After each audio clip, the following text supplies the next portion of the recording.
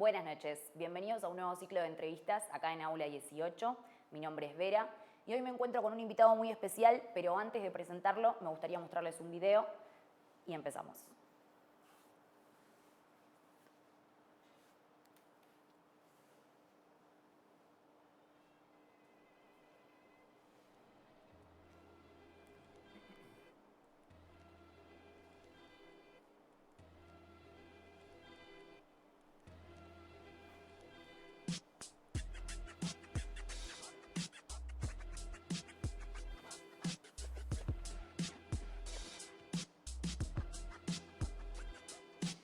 Hoy nos visita Ezequiel Martín.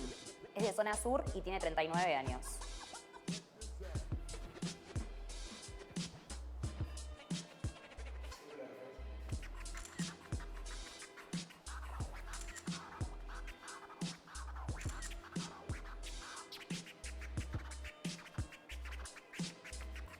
Ezequiel es bailarín de b-boy profesional, una disciplina que deriva del hip hop.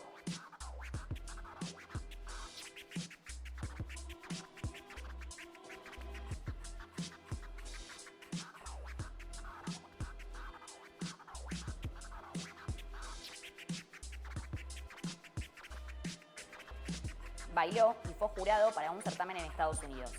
También compartió clases y escenarios con gente de la escena.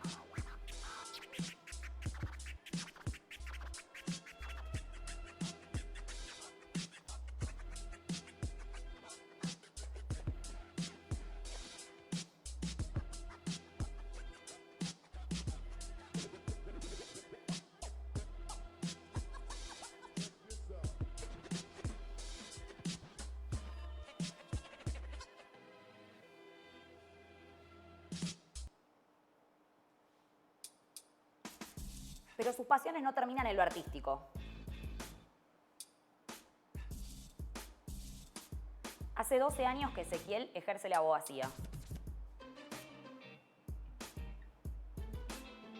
Y desde Culturiosos queremos charlar con él para que nos cuente cómo conviven ambas pasiones, del mundo artístico al corporativo.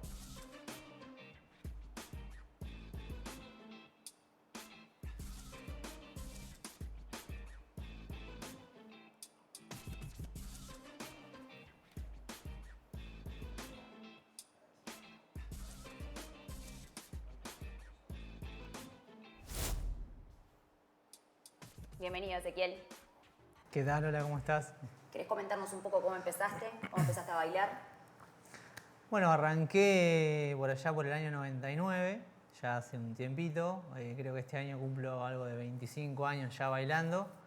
Bueno, empecé viendo, obviamente, a ver, en esa época no había mucha información con respecto al tema del breaking o del hip hop en realidad. Así que, bueno, cada uno era como que tenía que encontrarlo en algún punto específico de la calle o como vos te puedas encontrar con el hip hop. Pero yo por lo menos lo encontré en una fiesta, un cumpleaños de 15 de una amiga mía que justamente nos invitó. Había un chico que estaba ahí en la fiesta ese día.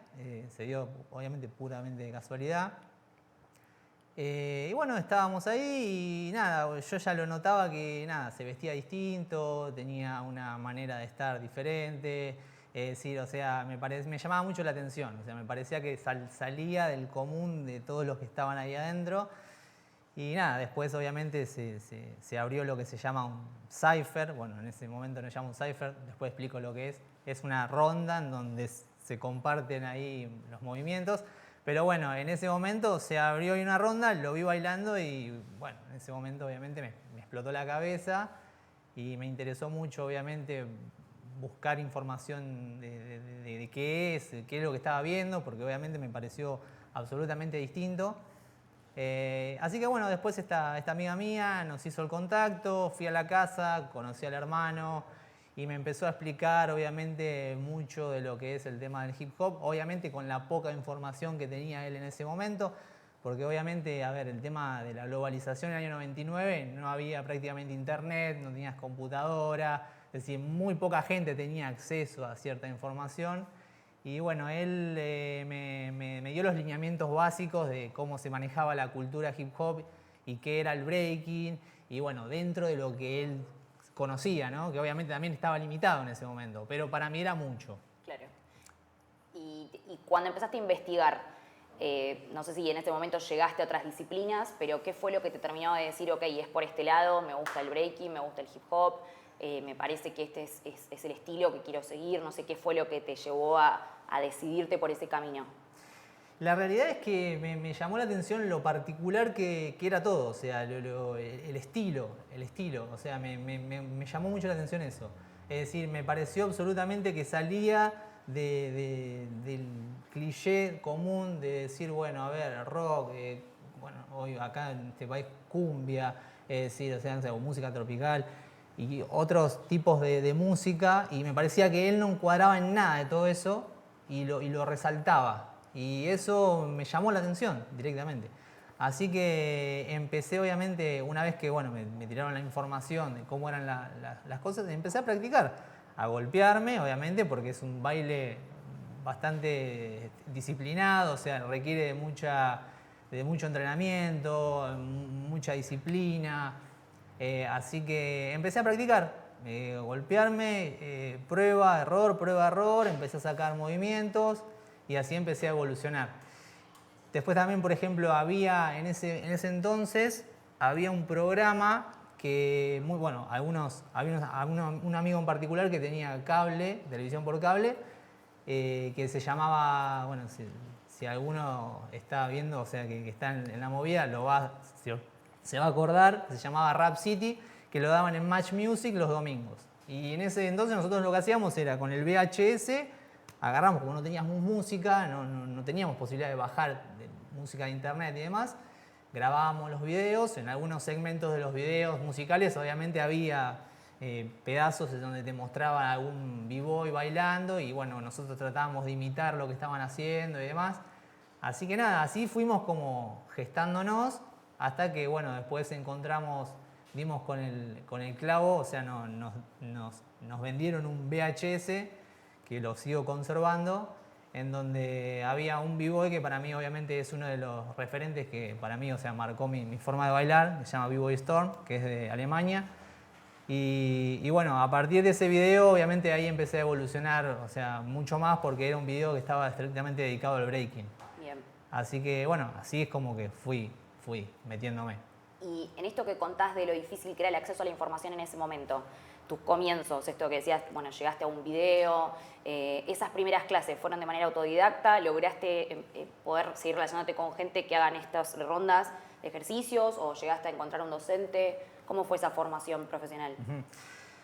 La realidad es que en ese momento todo es autodidacta. Lo que es el breaking es absolutamente autodidacta. Hoy ya por ahí no tanto, hoy obviamente ya está incluso involucrado como disciplina olímpica, así que escaló muchísimo, pero la realidad es que siempre es autodidacta. O sea, en Argentina no hay prácticamente una estructura que banque al breaking. Hoy hay algunas células que se están medio gestando ahí, con algún apoyo del Estado en ciertas partes, pero nada más que brindar espacios para que puedan entrenar.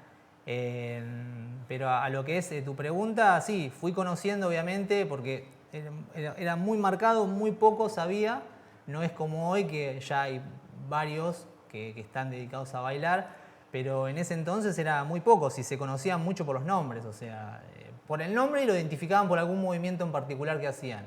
Entonces decía, no sé, fulanito de tal que hace tal movimiento, sí, ¿de dónde es? De tal lado. Y bueno, capaz que íbamos, sabíamos dónde entrenaban, te llevaba alguno que lo conocía y así es como vas conociendo.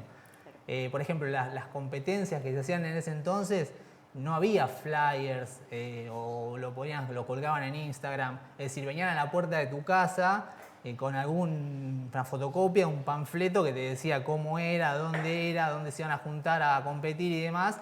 Y era así, o sea, era el boca a boca. O sea, era muy distinto a lo que es hoy. ¿Y cómo eran las competencias en esos primeros comienzos donde, bueno, era, como bien decís, algo más rústico, no existían las redes, no existía esto de, bueno, arranca a tal hora o estoy llegando, llego tarde? ¿Cómo fueron esos primeros acercamientos desde ese lado? Las competencias son prácticamente fiestas. O sea, es como... O sea, en ese entonces tenía como el formato ese. Era como, es una fiesta en donde obviamente hay un DJ, Hoy obviamente está mucho mejor organizado, hoy tenés un tiempo para inscribirte, tenés un tiempo para obviamente hacer lo que son los filtros. Antes no había filtros, antes vos te anotabas y competías. Es decir, hoy obviamente hay una estructura mucho mejor montada. Pero en ese momento no era básicamente ibas, entrabas y después ahí bueno ya estaba lleno de gente, había rondas, los ciphers, que son las rondas en donde están bailando los b-boys y b-girls, comparten ahí. Y después, bueno, ya se anunciaban las batallas, se hacían los sorteos, sacaban los papelitos y competían. Generalmente las batallas en ese entonces eran grupales. Bien. Siempre habrían crew versus crew, o sea, grupos versus grupos, que ya estaban medios identificados o algunos se armaban en ese momento. Capaz que a alguno le faltaba alguno que otro, se armaban ahí y competían. Y hoy hay muchas batallas que son individuales, o sea, uno versus uno, ya tienen otros formatos que ya vienen dados más de afuera porque hay ciertas empresas que ya se metieron en el rubro del breaking, por ejemplo Red Bull, en donde obviamente hacen una batalla que es anual y es la batalla del año, es como que todo el mundo se prepara mucho para esos eventos y es uno versus uno ahí. O sea, no. Entonces, bueno, hoy generalmente las competencias son uno versus uno, crew versus crew, ya no la ves tan seguido. Pero bueno, hoy es mucho más organizado que antes. Antes era como más desestructurado todo. ¿Y cuándo empezaste a ver como una estructura o un camino quizás más marcado para bueno, nuevas generaciones que querían incursionar? Y quizás vos decís, bueno, yo veo que ahora no es el mismo escenario que en los 90, que quizás ahora podemos contar con una guía, un camino o algo que pueda estructurar más la formación. La realidad es que Internet hizo todo eso, porque desde ahí que llegó muchísima información, que obviamente no se tenía, pero la realidad es que en ese entonces, es decir, o sea, nosotros era muy enseñanza, onda, ahí boca a boca, trataban de explicar de ahí lo poco que sabían. Y después, obviamente, lo que hizo Internet fue traer mucha información, ya sea obviamente de Estados Unidos y de Europa, que en Europa estaba muy evolucionado el breaking. Por lo menos yo hablo de mi experiencia y nosotros, por ejemplo, yo no tenía conocimiento que estaba tan evolucionado allá, pero sí en Europa estaba muy evolucionado y básicamente había ciertas páginas de internet que traían muchas competencias que se hacían allá.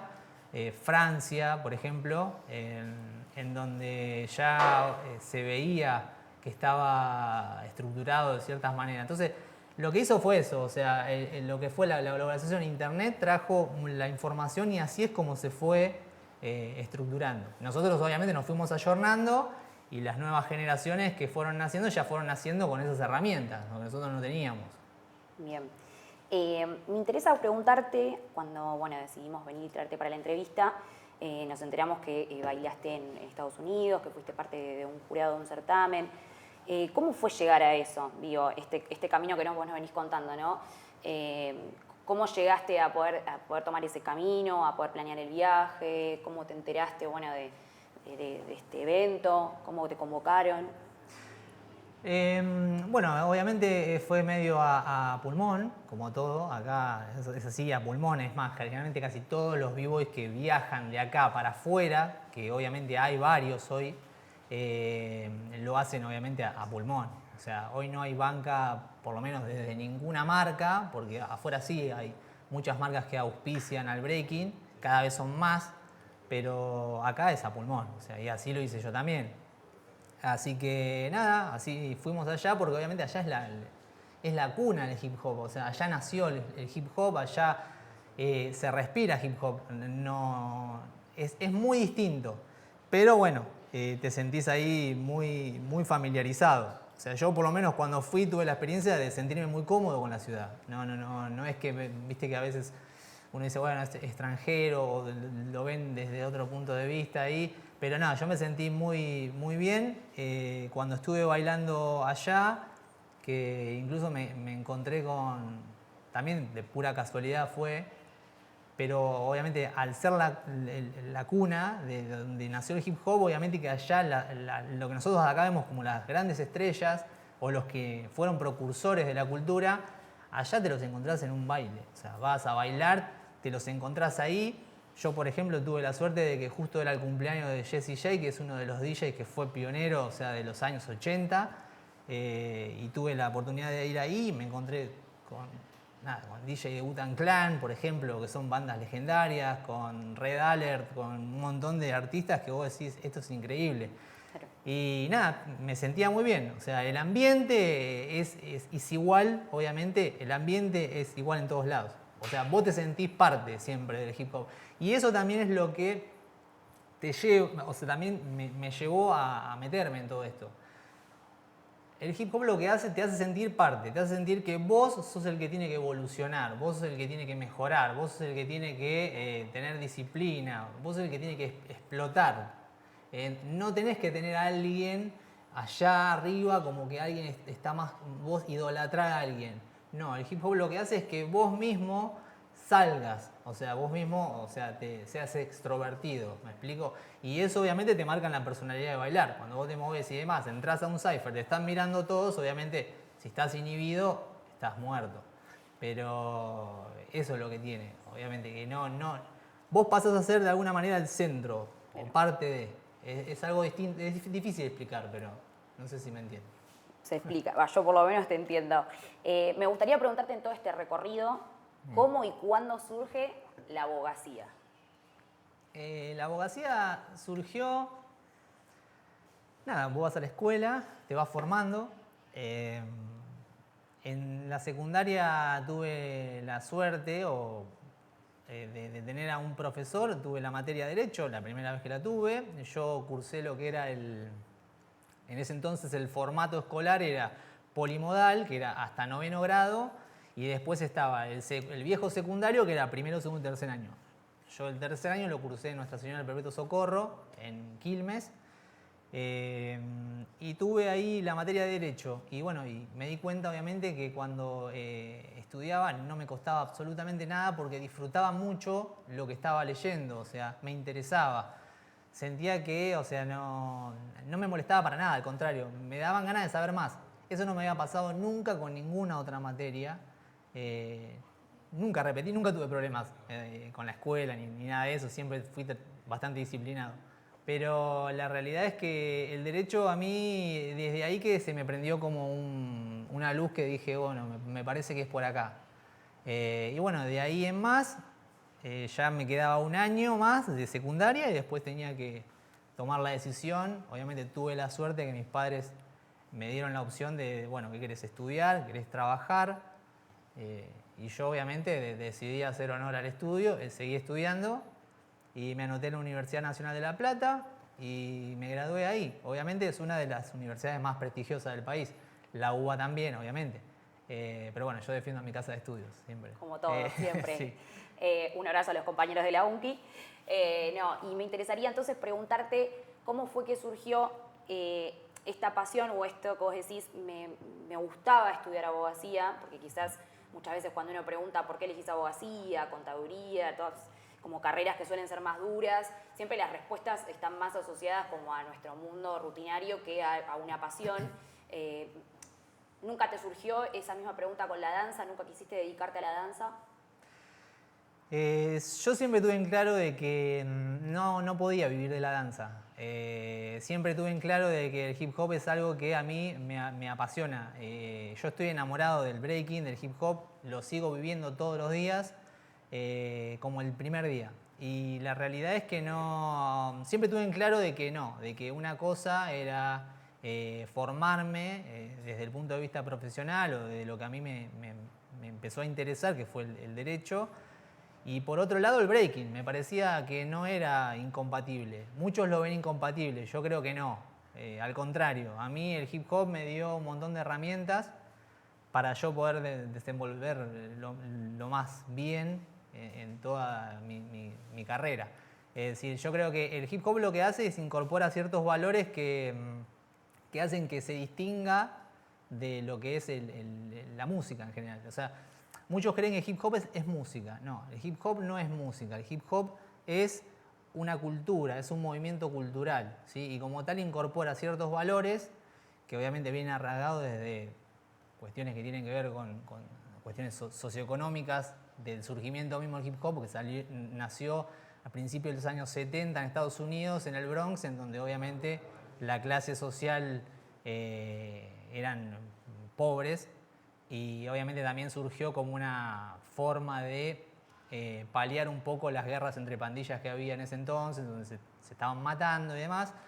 Y bueno, y a partir de eso se fueron construyendo valores, muchos valores que, como ya te digo, lo que es la disciplina, el respeto, el amor propio, la autosuperación, y todo eso obviamente es compatible con cualquier cosa que vos te dediques a hacer en tu vida.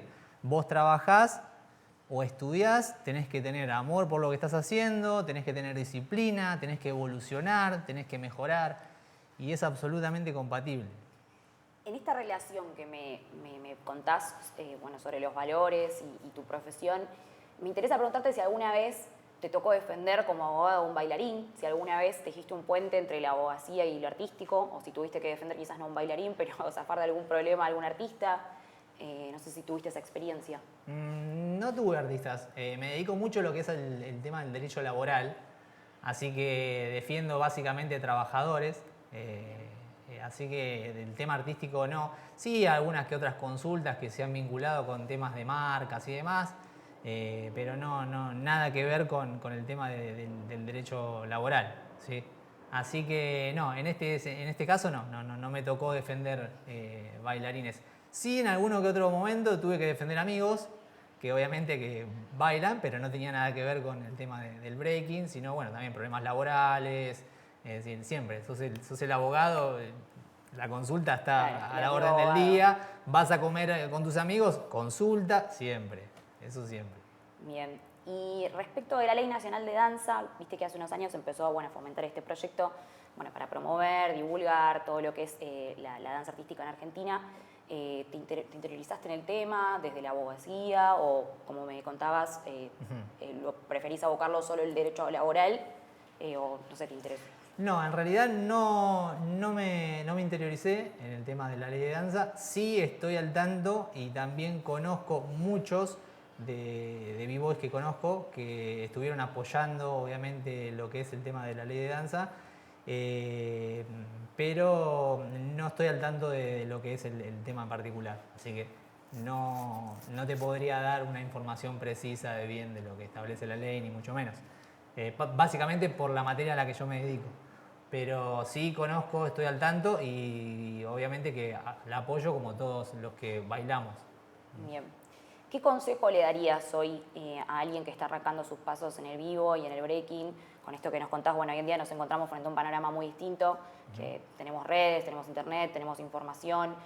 Por suerte contamos con varias figuras en esto que decís de que quizás el hip hop es una disciplina que te invita más a seguir el desafío personal y no tanto tener líderes, pero a la inversa también siempre está bueno tener gente que te pueda ir tirando un estilo, viendo una idea. En ese sentido, una reflexión tuya de cómo ves el panorama actual y qué le aconsejarías a alguien que arranca hoy en el breaking.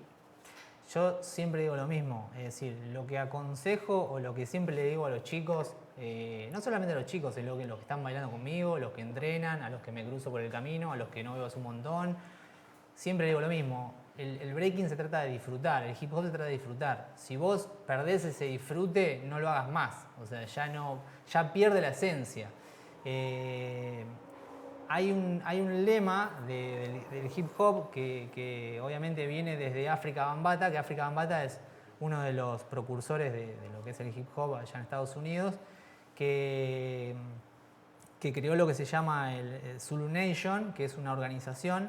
Pero más allá de eso, hay valores que tienen un lema que dice Peace, Love, Unity and Having Fun, que obviamente termina la frase diciendo y diviértete, o sea, es divertite, es paz, amor, todo lo que vos quieras, pero divertite. Entonces siempre digo lo mismo, divertite. Si vas a bailar, divertite. ¿Te vas a golpear? Sí, siempre. Por eso se trata de evolucionar, porque obviamente vas conociendo tu cuerpo, vas conociendo hasta dónde te da, hasta dónde no. Pero es muy divertido. Bueno, Ezequiel, muchas gracias por venir. ¿La pasaste Bueno, bien? sí, perfecto, excelente. Muchísimas gracias y muy cómodo me sentí. Gracias. A vos por el testimonio y nos volvemos a encontrar en un nuevo episodio. Buenas noches.